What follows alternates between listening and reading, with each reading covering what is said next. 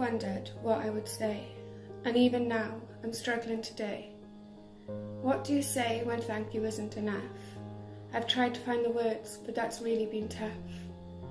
I feel like I know you, yet we've never met. You gave me my life, and that I'll never forget.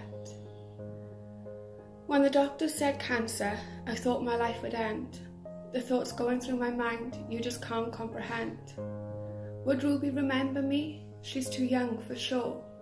She needed her mummy, but I needed her more.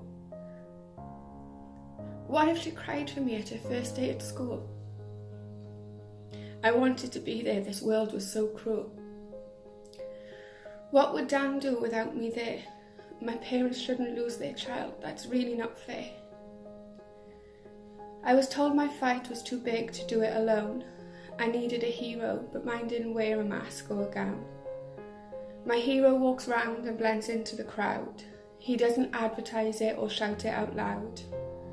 His magic powers were his stem cells, not flying around or casting spells.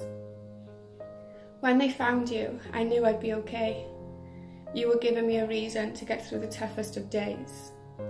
There was finally an answer, a miracle at last.